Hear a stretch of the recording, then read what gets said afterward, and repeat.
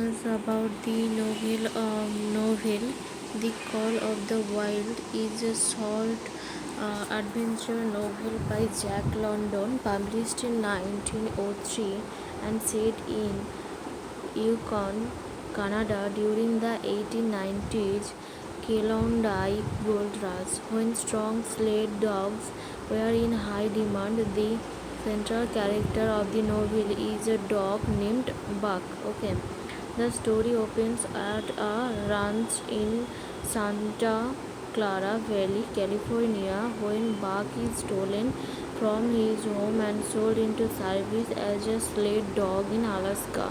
He becomes progressively more primitive and wild in the harsh environment where he is forced to fight to survive and dominate other dogs. By the end, he sets the veneer of civilization and relies on primordial instinct and learned experience to emerge as a leader in the wild. London spent almost a year in the Yukon, and his observation from much of the material of the book. The story was realized the Saturday Evening Post in the summer of 1903 and was published later that year in book form. The book's great popularity and success made a reputation for London as highly as 1923. The story was adapted to film and it has seen several more cinematic adaptations.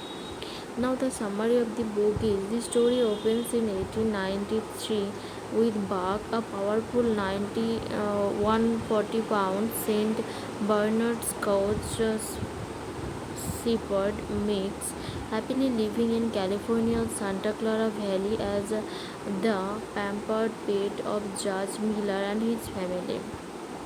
One night, assistant gardener Manuel, needing money to pay off a gambling debt, steal Buck and sell him to a stranger. Buck is shifted to Seattle, where he is confined in a crate, starved and ill-treated. When released, Buck attacks his handler, the man in the red sweater, who teaches Buck the law of club and fang, sufficiently cowing him.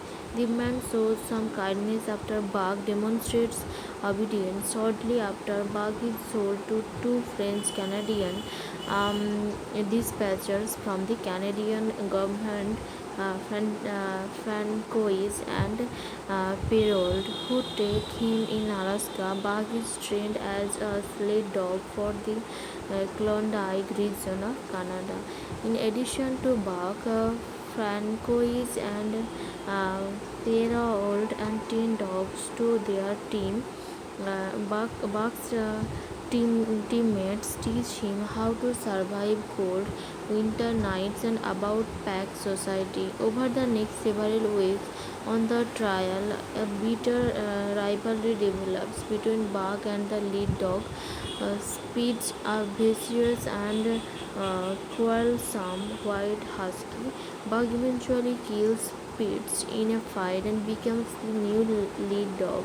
When Francois and Perold complete the round trip of the Yukon Trail in record time, returning to Skagway with their dispatches. They are giving new order from the Canadian government. They sell their sled team to a Scotch half-breed man who works in the mail service. The dogs must make long training trips carrying heavy loads to the mining areas. While running the trial, Buck seems to have memories of a canine ancestor who has a short-legged, hairy man companion. Meanwhile, the weary animals became weak from the hard labor, and the wild dog, Dave, a morose husky, became Nelly sick and is eventually shot, with the dog too exhausted and footsore to be of use. The mail carrier sails them to three stampedes from the American Southland. A van woman named Mercedes, her Sippy's husband Charles, and her arrogant brother Hall. They lack survival skill for the northern wilderness, struggle to control the sled and ignore others' helpful advice, particularly warning about the dangerous spring mill. When told her sled is too heavy, Mercedes dumps out crucial supplies in favor of fashion objects. She and half foolishly created a team of 40 dogs, believing they will travel faster.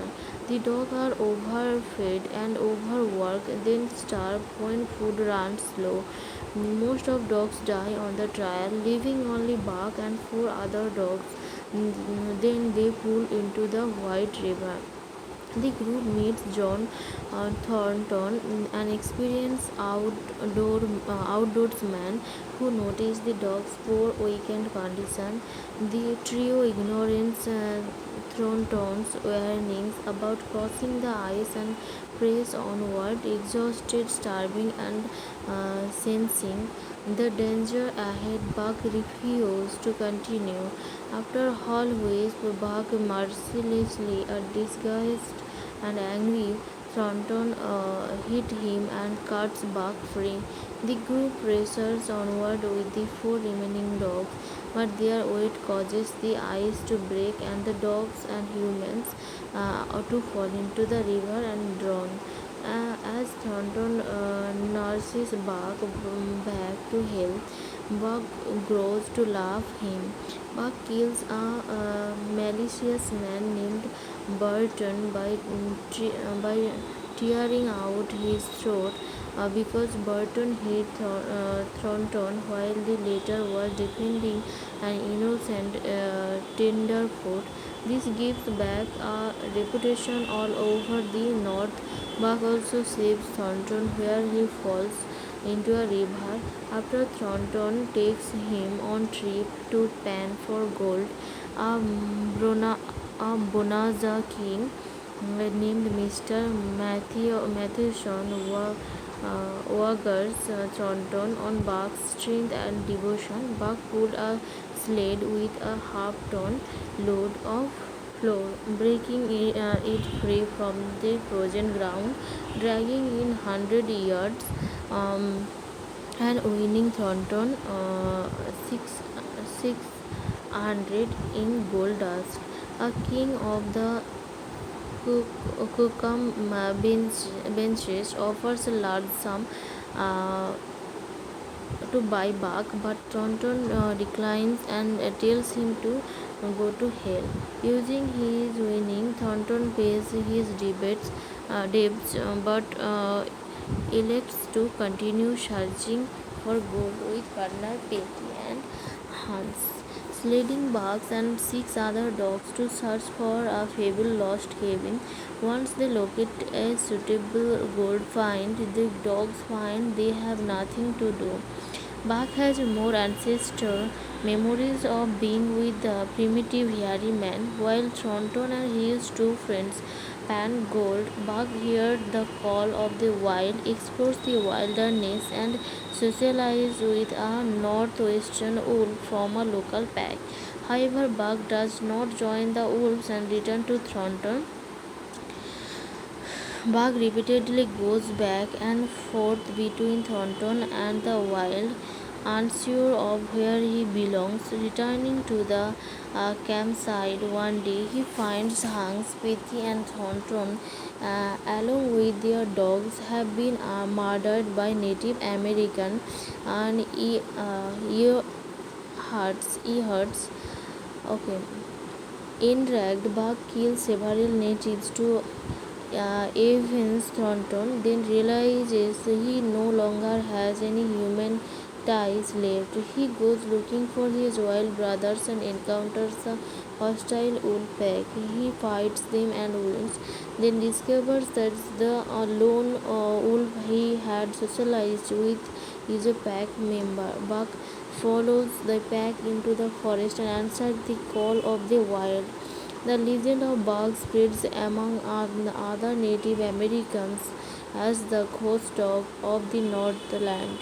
Each year, on the anniversary of his attack on the Earharts, Buck returns to the former campsite where he was last with Thornton to mourn his death. Every winter, leading the wolf pack, Buck wreaks vengeance of the Earharts as he sings a song of the younger world, which is the song of the pack. Now the major characters of the book. As usual, I don't want to describe it because of the longer take too much time. So speed the novel's initial amongst and Buck's archer rival, then Dave, Carly, Billy, Dolly, Joe, Solix, Pike, Dub. So that's just the character. It's the now the main is the red sweater. Okay, that is the human being character. So that's all about the novel. It is a very interesting novel. I like it so much. The Call of the Wild.